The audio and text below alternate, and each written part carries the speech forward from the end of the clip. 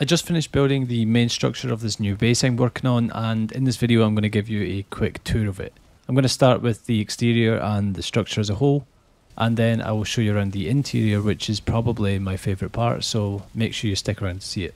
Okay, so from the outside you can see the structure itself is a little bit different from my usual style. You can kind of see my usual style in this, but it also makes use of a lot of grousting, which I haven't used in a lot of my builds, and I think I sort of tried to integrate a lot of the nature aspects that I used previously on my portal hub design, and I really like how it turns out. It kind of feels like almost tied in with nature rather than just clearing out the land and building a structure on top of it. I also tried to incorporate a lot of the Ashland's tier decorations, such as these large green pots and the benches. I actually really like how this bench turned out. It's sort of two benches back to back, but of course had to put some decorations in the water just to make it a little bit interesting. But I always forget about this, and it kind of makes me wonder what's going on sometimes before I actually realise that, yeah, I put that there. So from the outside you can see the structure is kind of like a U shape, and then you have this sort of inverted T shape, which is the whole exterior of the structure. So there's enough space at the front for a reasonable amount of crops. We've got the oak tree in the middle, and then we have this little courtyard area on the outside. I've just placed down some windmills here for now, but they'll probably end up getting a fixed space later on. So if I move around the side of the structure to the back, we've got a maypole at the back because it needs to be fairly close to the comfort inside. But as you can see, it's pretty standard around the back with my usual style, with some of the grousting arches in here as well. So now that we've had a quick tour of the exterior part of the structure, let's jump into the interior, where I think that a lot of the time I spent on this build is actually shown. But first, let me tell you about this video's sponsor, Acer and AMD. They kindly sent me a laptop which I think is one of the best options for anyone looking for a powerful gaming laptop without breaking the bank.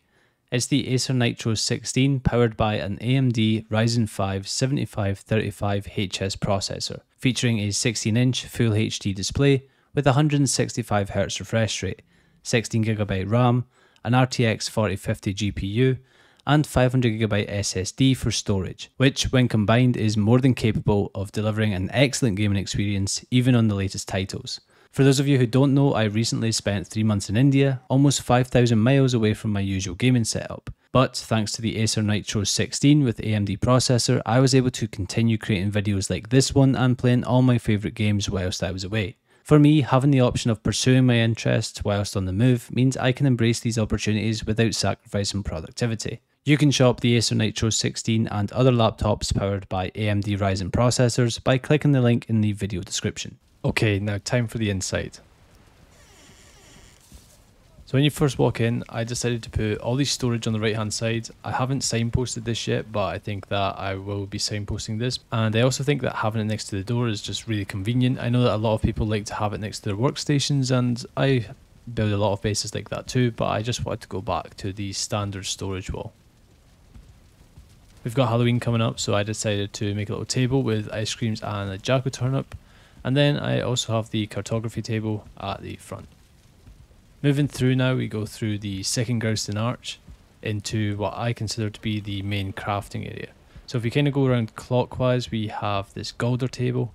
And what I did in this base is I basically took all the workstations and I tried to build them in as much as possible. So you can see I've got the Galder table here, but I've also got the black marble going across the top. We've got the unfading candles on the right and the rune table on the left. Now with the rune table, I actually had to raise this up to get it to protrude through the black marble because it wasn't tall enough. So I ended up just putting a wood beam underneath and raising this up slightly so you would see more of the decoration through the top of the black marble. We have the feathery wreath just on the arch there. Got the spinning wheel with a small cage for catching any linen.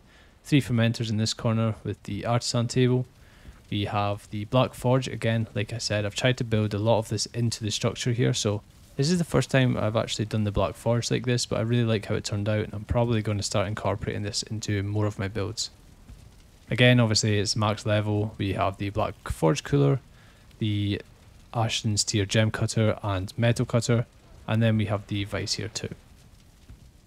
3 more fermenters, and we have a small iron pit in the middle, and that's just venting out into the chimney up there. I tried to really keep a lot of the natural light coming into this build, so I've left a lot of these open. You can see I've left some open here, and then obviously at the front of the build I've left a lot of this open too.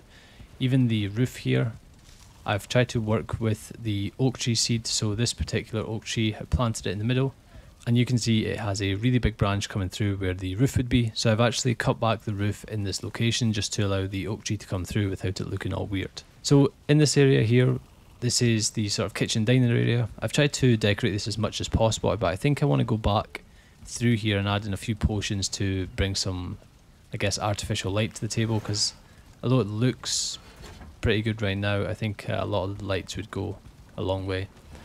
Some decorations, and then we've got the maximum level cauldron here with 2 ovens. 4 cooking stations, we've got the pots and pans in the back, the spice rack hanging up top, mortar and pestle, and then the butcher's table on the right, next to the rolling pins and cutting boards. So sort of moving through the build now, you've got this set of stairs here which I use to get up to the bedroom, and I do have a yew tree here for the comfort, although I'm not the biggest fan of having yew trees all year round, and I also do have a maple out the back for comfort too.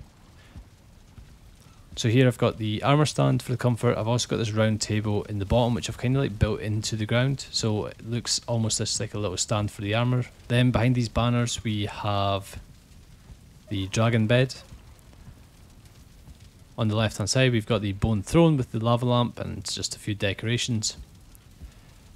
Again, I've built in the hot tub here, and I think it works really well. Even though I have built a lot of it in, you can actually still use it and sit inside, which I think is pretty good, because a lot of the other formations that I tried, they just didn't work, or they wouldn't let you sit inside it at the same time. So I've managed to get that working, and obviously we've got the smoke venting out the top. So coming down these stairs, looking into the courtyard area with the oak tree, I have this little round table which again I've tried to sort of utilise on both sides with the wood chairs. We've got the oak tree caged off, and then still within the same room we've got a maximum level workbench, tool shelf, tanning rack, chopping block, and then we have the last workshop improvement just on the outside. On the opposite side of the roof I have the forge area, and what I tried to do with the forge area is sort of utilise the flame from the hot tub wood and sort of tie that into the forge.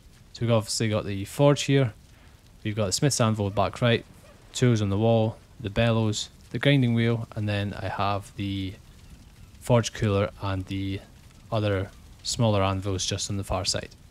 Some more storage. This one mainly is just going to be for the workstation and the forge, and then again some more decorations just to sort of fill in this space. I felt like this was a little bit open, so if you have any ideas on what I can sort of fill out in this space here, then please do let me know in the comments. And then if we go all the way through into the back courtyard, we have another maple. This one is basically just for decoration.